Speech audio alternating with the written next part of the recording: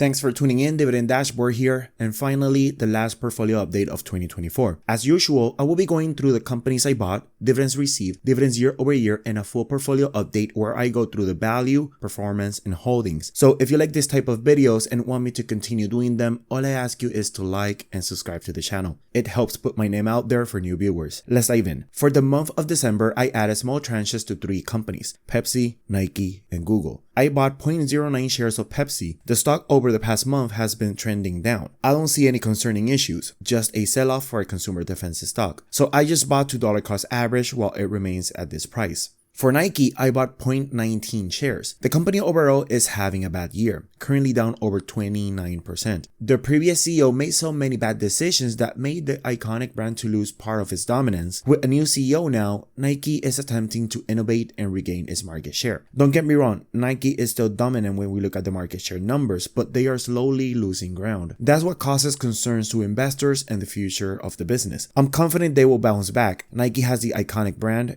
expertise, and reach to be able to turn this around. They just need to execute. And for Google, I added 0.11 shares. If you've been following me for a while, you'd notice that I'm constantly buying Google stock. I want this company to be one of my largest and core holdings on my dividend portfolio. I like Google business-wise, but also as a user. The products they offer are convenient, useful, and high class. It has allowed me to navigate areas of my life with ease. Google focuses on the user and ease of use, and they have done a remarkable job achieving that. For the month of December, 9 companies paid me a dividend. Visa, $2.80, Kroger, $5.59, Johnson & Johnson, $8.74, Home Depot, $2.82, Hershey's, $19.43, Coca-Cola, $1.56, Google, 78 cents, Waste Management, $3.12, and Realty Income, $5.78, for a total amount of $50.62 for the month of December 2024. Starting in December 2020, I earned $4.67 in dividends. Not a huge amount, but every journey starts with that first step. Fast forward to December 2021, and my dividends more than doubled to $9.93. That's a year-over-year increase of an incredible 112%. By December 2022, my dividends reached $24.77. This represents an astonishing 149% increase compared to the previous year. This kind of growth shows the power of compounding when paired with consistent contributions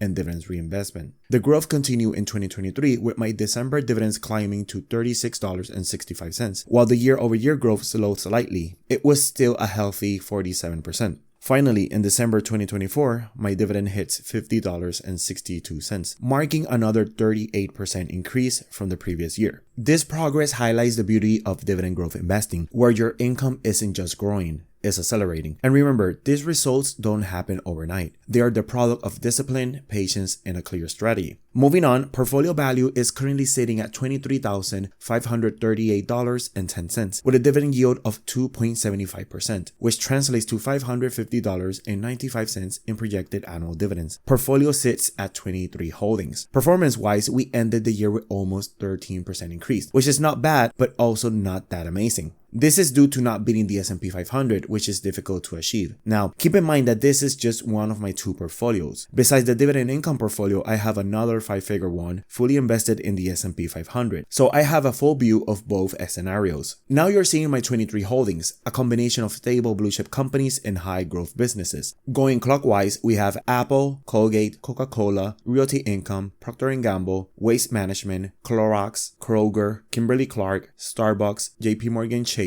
Home Depot, Johnson & Johnson, Nike, Digital Realty Trust, AbbVie, Texas Instrument, Hershey, Pepsi, Visa, Automatic Data Processing, MasterCard, and Alphabet, the parent company of Google. My top 3 largest holdings are Starbucks with 7.19%, MasterCard with 7.70%, and Hershey's with 10.47%. While my top 3 smallest are Home Depot with 2.09%, ADP with 1.28%, and Coca-Cola with 0.86%. I'm okay with this portfolio. The combination of growth and defensiveness brings decent returns. However, I am a little overexposed on the defensive side, which is why I've been increasing my Google stake, one of my core holdings that has a lot of upside. Between Visa, MasterCard, and Google, those 3 should take a huge amount of the portfolio in the future. I'm slowly but surely building the position. I'm also planning to consolidate and sell certain holdings, and that capital gain will be used to increase the core holdings. Now we have the annual dividend per holding. a straightforward chart that shows the annual dividend received per holding in this portfolio. We have the typical outliers of Hershey's and Realty Income that stands out by a huge difference of dividends. Realty pays a monthly dividends that stack up pretty quickly, while Hershey's is my largest holding that pays a nice dividend with decent growth, making it a big payer as well. Other holdings are stacking up nicely due to dividend increases or me buying small tranches here and there. And last, total return. Starting with my top performers, it's not surprised that Apple leads the pack with an astonishing total return of 124%. As a tech giant, Apple's consistent innovation and strong consumer base has driven significant capital appreciation and dividend reliability. Next, we have JP Morgan Chase with a return of 103%.